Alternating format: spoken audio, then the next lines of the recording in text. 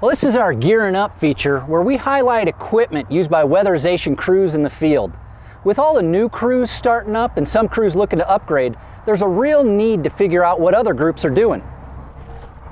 In this segment, we've got a real treat for you, a tricked out trailer from North Dakota. Inside they house their blowing machine, or in this case, blowing machines. They've even got a generator in there in case they need it, heaters in case it's cold outside, and all the space for materials and tools that they need. Let's check it out.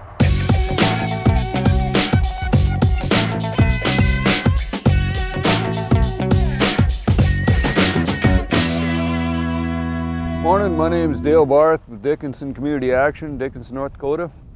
We're gonna kind of walk through our system here, our truck and trailer.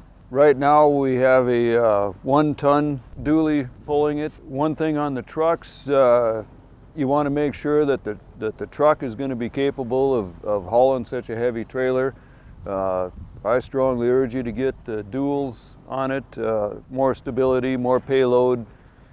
Front ends on them, make sure that you check out the front ends, that the front ends are going to be capable of hauling the load also. As far as mileage, we're getting right now with any of the major 3 brands, from what I've been hearing, probably around 9 miles a gallon pulling with the trailer on. With the trailer off, we're hitting about 21. Diesel, I would suggest again, make sure you get the diesel output motor. The trailer's a brand new trailer. It's a 2009 trailer. We just kind of got it up and running. This is the 3rd one of our setup that we've done over the years. So we've come a long ways as far as things we've done and things we've learned along the way, things we did different. The old trailer, we used to have the generator up in this compartment. Now we've implemented it down here and then run the exhaust up through here. It's a lot easier for servicing and stuff. Again, we have a diesel generator in there. It's a 12,000 kW diesel generator, 3-cylinder Onan motor in it. Very quiet. After a bit here, we can even start it up and kind of give you a general idea how quiet it is. That's the main heart of the system. We can run both machines, both a Crendel 2300, the Crendel 500, all our onboard stuff, saws, whatever, anything else, lights, a 220 heater, everything in there, we can run it off of that generator. We do not need to plug in the house power if we don't want to. Compartment up here, we tried to make as much usage of all the space that we could. We have our wooden plugs, our plastic plugs. We carry our insulated piping for flex duct, whether it be for 3-inch or 4-inch for bath fans and stuff. We carry a variety of vent hoods, everything from combustion airs to down to our 3-inch for venting. Carry our pipe wrap up here, insulated flex duct up in here, stuff. So, and then our fall arrest kit we carry up there also. Okay, this would be compartment 2. Up in here we have most of our vents. As you notice on the door here, we have our stock, how many we have in there, so that whoever's loading the truck or trailer can go in there and look at how many should be in there and coincide it with the stocks. We have some gable vents also. There's a light up there that's that we can use when it's dark outside or whatever. Vent kits for the roof stuff, for venting out the bath fans. Here we have our outputs from the Crendel 500 and the Crendel 2300. We got them hooked up, so all we got to do is undo our hose from inside, hook it on here, pipe clamp it, take off and set up for the attic blow. Inside here we have a air hose, that onboard air compressor. We can kind of blow ourselves off, plus the jacking unit for the trailer, electric jacks in there, and or manual. Over here then we come into the main part of the trailer. We'll just kind of touch on a couple things here and then I'll start that generator up. We carry most of our onboard stuff in here so we can go out to a job and have on basically everything we need to complete that job. I just started up the generator now, and as you can see, I'm not having to raise my voice or anything like that. Generator's very quiet. All right, in here we have our blower door. We carry the blower door compartment, the blower frame, everything, our furnace testing equipment. We have access in here to the side over here is where we have some more, we carry a extra cord with in case the remote controls ever go to heck.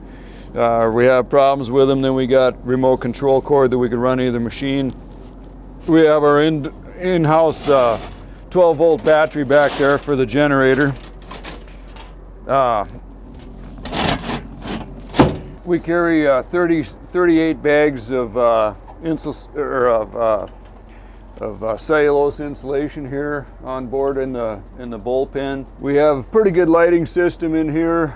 As you can notice, it is fairly bright in here and stuff. We got first aid kit up there, microwave in here, onboard microwave to heat up our meals over lunchtime. It's kind of nice to have a little something to be able to heat up your sandwich or whatever.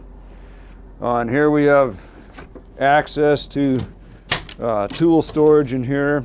We tried to utilize every spot, every piece of space that we could. Have another access in here where we carry, say, RCD6, our mastic and rags and stuff like that. We have the E-track tie down so we can strap indoors or any supplies that we may have. This heater up here, as you can see on there, we got never turn on, but what that heater does is we can either run it through the generator, or if we leave the trailer on site during the winter time, we can plug into an outlet on the outside of the trailer and run that cord to the client's house and have heat in here to keep stuff from freezing overnight. Here we have a silicone rack and just our foams and a few things like that strapped in. Here we have tool racks and stuff over here for our shovels, rakes, brooms, everything. Cords, any incidentals here, sawhorses, duct tape, fire extinguisher.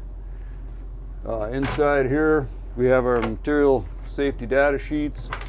We carry masks, oils, spray foams, peel and seal, caution tape, butyl tape. And here we have respirator filters inside here. Have some storage up on top. You can't get nothing real high in there, but it works for lower stuff. Back here we carry all of our fill tubes, everything from big Barth ones to summer and winter 1.25 inch, summer and winter 1-inch pipes. We carry house wrap on here. We carry our ladder, a supply of 1x8s for building around the attic hatches, some casing, door weather strips, lattice, parting stop. We have door sweeps and bumper thresholds all in this area here, along with our drywall square. At night here, we're on mountain time, so we're working a lot of times after 4 o'clock, and it's already dark here, so we have outside lighting.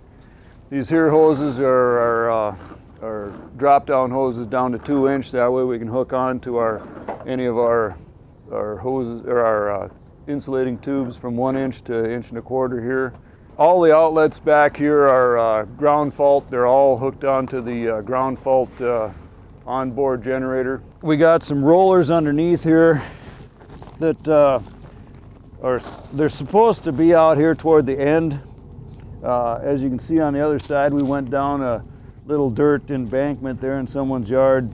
We're going to have these here brought out to the ends here so it don't keep messing up our back end there. The roll-up door, we requested that rather than a ramp, because a lot of times backing in or something, it's kind of nice to have a ramp, but also they get very heavy for a door this size, and also for the room that you got to have behind them to get in there. So we have a roll-up door back here. Over here we have our main, like our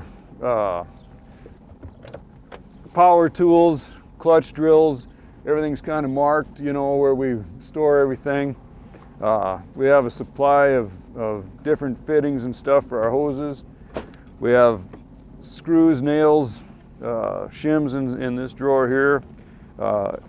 You might want to take note on these drawer glides. They're very heavy duty. They'll hold up to 200 pounds per slide. Don't buy anything that is going to be any lesser than that, because it'll never last you. Over here we have a couple more drawers.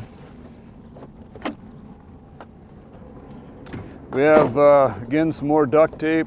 We have different fasteners, assortment of bimetal bits, assortment of our wall bits and stuff, from 2 9/16 down to 1.5 inches. Carry plenty of them. Keep them sharp. You can't go out with just 1 or 2 bits. Here we have some more hand tools, levels, saws, staplers. We got stitch staplers, hammer staplers, and then just the regular hand staplers. Another ground fault outlet. And here we have our vacuum, our HEPA-vac. We got our lead-based stuff and our cones, traffic cones if we're out in an area where we're sitting on the street or something. We have our Tyvek suits, our blower for blower vac. We carry some of our Swiffer wipes for lead base and stuff. Zip ties in here. Okay, here we have our air compressor and assortment of nails and finish nailers and stuff, air hoses. Here's our gauge for the onboard fuel tank stuff. You fuel it up right here. There's where we empty our septic tank. And here we got our different lockers, basically for our personal stuff. We can have our lockers in there, carry our personal tools. On the axles on these here, you want to make sure you get the heavy duty axles and stuff. These are heaviest duty. These are 14,000 pound axles. Inside the trailer again, we have a urinal that goes down into a septic system and stuff, and just kind of a little bit of comfort at home. Okay, here we have a 220 heater with a little blower in it that we can run while we're working on site when it gets cold out. Kind of keep our caulks and our foams and stuff from getting too cold, and a place to warm up here and there. All right, inside here, that's back to the generator, the 12,000 kW. It's got a little better center of gravity down lower like this here stuff. It's on slides, so this will slide out and they can service it or whatever, or they can change oil and filter right where it's at. WXTV, your online source for weatherization information, techniques, and expert advice.